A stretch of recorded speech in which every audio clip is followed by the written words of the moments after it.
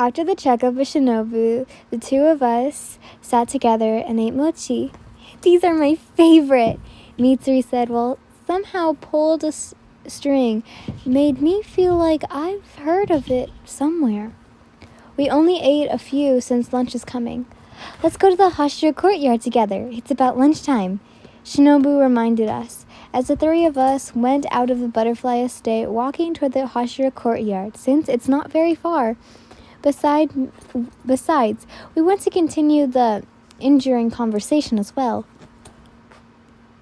Then, when we arrived at the courtyard, I immediately see through the window that the water Hashira is sitting in the library, with a book in hand as he flipped the page.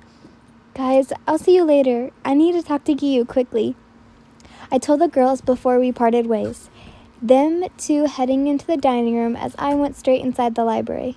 Hey, Giyu, I greeted as soon as I entered the library. No one else is here apart from the two of us. What do you want to talk about? He asked, getting straight to the point, closing the book that he was reading. You know how I spent the whole day with Obanai yesterday? I directly answered his question. The two of us like to have a conversation that is easily understood rather than having to indicate something. He nodded, as I took a seat opposite from the table he was at. I have been having memory glitches. What do you mean? This happens 3 times yesterday. When some kind of memory just flashed in front of my eyes. It's definitely my memory, but I don't recall any of them. So I suspect it's just pieces from what I've forgotten. I paused a bit, finding the best way to phrase this before looking into the ocean eyes of his. All of those scenes that I saw was to do with Obanai, and whenever I see those memories, an unexplainable pain strikes me, as if someone cut my heart open and sliced it into pieces. It hurts.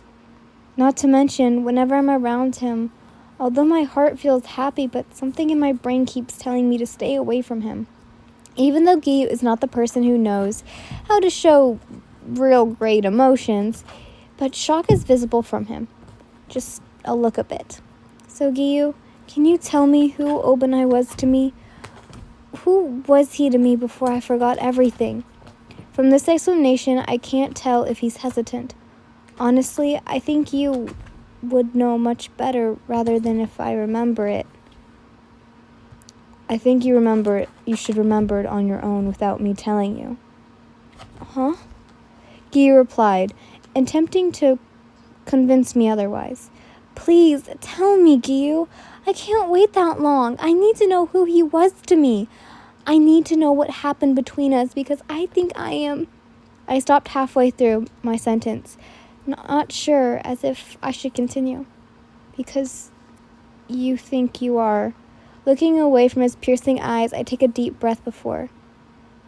Because I think I'm developing love for him. Pronouncing every single word with clearly the dark blue eyes of his, only wide and surprised. For this was exactly words she told him long ago. Giyu, I think I might have a tiny problem, the girl spoke up as the two of them rested in front of her house. This is the 2nd year since they both became Hashira, and a month ago they welcomed another 2 Hashira, the mist Hashira Tokito Michiro, the serpent Hashira Iguro Obanai. Surprisingly, Yin got along with the serpent pillar quickly, while the others found him quite hard to befriend. I'm listening, Giyu said, looking away from the wisteria tree, focusing on her. I don't know if I should be feeling like this, as I feel like this is the wrong thing to do as a Hashira, but I think I'm... The girl paused. She is hesitating to tell him. You think you are what? The frost Hashira before him took a deep breath and looked straight into his eyes. I think I'm developing love interests with Obanai. That was when he first knew the romantic feelings that Yin has towards Obanai. It was also the day that he starts to be more aware of Obanai's presence, thinking it would help his friend, although he knows perfectly well that he is useless when it comes to love. However, judging how Obanai acts around Yin, he has to say that the serpent pillar is more caring towards her than expected, and he actually believes, even till today, that Obanai will be able to take care of her. Obanai did indeed take great care of her, but he is also the one who broke her. After hearing the story from both sides, especially Yin's, Giyu seems to understand why she has selective amnesia. She was so in love with Obanai that she is willing to sacrifice her life for him. Knowing who she is, Giyu guessed that when she saved Obanai, she accepted death as one of the possible outcomes. Although Obanai hurt her, she loves him too much that she feels bothered upon the thought of the serpent pillar getting hurt. Hence why she nearly died. For him, in the selective amnesia part, as Shinobu said before, she subconsciously chose to give up her memories. It was her way of dealing with the amount of pain she was experiencing. Giyu worked it out a long ago, but he knows he can't do anything about it unless Yin is willing to have her memories back. And maybe the day when she decides to remember, the solution will come. I watched as Giyu's shocked expression soon melted into a sigh as he looked away. "You haven't changed at all," he muttered before speaking up again. "Obanai is very important to you." Giyu said, "I know he doesn't want to tell me that much since he would rather me remembering it myself. But what he told me is enough to keep my thoughts occupied." "Thank you, Giyu. Don't force yourself to remember. Let it flow." In a worried tone, Giyu remembered me. "You go eat first. I need to get some things sorted out," I told him, wanting to have some time to myself. The water Hashira observed me for a few seconds before turning around to go to lunch, leaving me in the library alone. As soon as he stepped out the door, I picked up a pen and paper near me, starting to write down my thoughts. He was important to me. The unexplained pain whenever those scenes flashed past. But he treats me so nicely. What exactly happened between us? Although Giyu told me not to push anything, I feel the urge wanting to remember who he was. Putting down the pen, I close my eyes as I start to concentrate hard. I want to replay the scene I saw yesterday and try to push my mind to see what happened next. "You motherfucker! Don't touch her! Yin! You motherfucker! For hurting her you shall die the most painful death. Breath of serpent form, second form, venom fangs of narrow head." What happened next? What happened next? Come on! An immense headache hits me as I keep on focusing myself to see what happened next. I squeeze my eyes tight due to the almost unbearable pain and groan. Yet I didn't stop myself from focusing. A light reflection by surroundings seems to die down as I am slowly taken over by darkness. However, my mind is still blank, unable to remember something. What happened next? "Yin, stop. Look at me. Stop." An arm grabbed both my shoulders tightly as it shook me, waking me from the darkness. My body automatically wants to stand up, but before I can gain my balance, my legs were so weak that I started to fall back. The same pair of arms caught me before I hit the ground, and gently helped me back to a sitting position.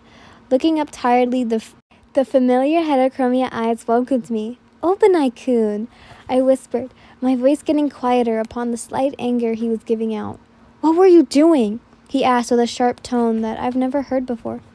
"Trying to remember?" "You should know you shouldn't push yourself. Honestly, if I didn't come here in time, you would have had an idea what could have happened to you." Rhetorical questions were thrown at me. I went completely silent, not knowing what to say. "But I was trying to remember you." Keeping my head low like a child who was caught causing trouble, I fiddled with my fingers. "I know I shouldn't have focused myself, but I want to remember you." My voice gradually got quieter due to the mixed feelings of guilt, annoyance, and, disappointment.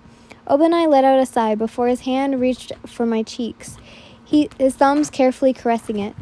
"You worried me."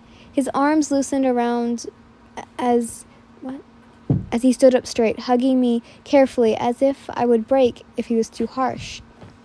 "I'm glad that you're trying to remember me, but please don't push yourself." I only nodded at his words before closing my eyes against his warmth, feeling the previous frustration being erased from my mind slowly. Now, care to explain what you have done with your fingers again? Obanai grabbed my hand and raised it to his eye level, showing the cut with dried blood. It was earlier when Mitsuri sprinted at me. I had to use my hand to prevent myself from falling over, hence why the scratches are there. I didn't feel any pain, so it wasn't a big deal. I scratched myself earlier, but it doesn't hurt, so I'm okay. You'll never take care of yourself, will you? The serpent pillar muttered a few words under his breath before going to search for something on the other end of the library. When he returned, he carried a tiny box with him. On the front of it said, "First Aid." Without another word, he placed the box on the table in front of us and sat down next to me, grabbing my hand before he reached for the equipment inside the box. Here it goes again. This feels familiar. Although the scratch wasn't affecting me much, but Obanai looked at it seriously. Obanai dipped a cotton swab in the disinfectant as he grabbed my hand closer to him, starting to clean the dried blood off of my finger, as well as disinfecting it. How come you noticed? I must have forgotten it myself. It was very obvious. I noticed it the second you showed up. That is very obvious to you. There it is again. Another part of my forgotten memory hits me. Once again, I stared at the serpent pillar as if I can figure out what happened before, what happened between us. My thoughts were interrupted by sudden pain applied to my hand, letting out a quiet hiss of pain upon the stinging sensation caused due to the chemicals within the alcohol. Almost immediately, Obanai removed the cotton swab away from the cut, as I caught a tiny sense of panic sliding past his eye. However, what he did next took me by surprise, but also stirred a feeling within me, a feeling that I can't seem to describe. I watched as he adjusted his bandages so that his lips were shown. The next second, I felt wind blowing against the cut. He was gentle.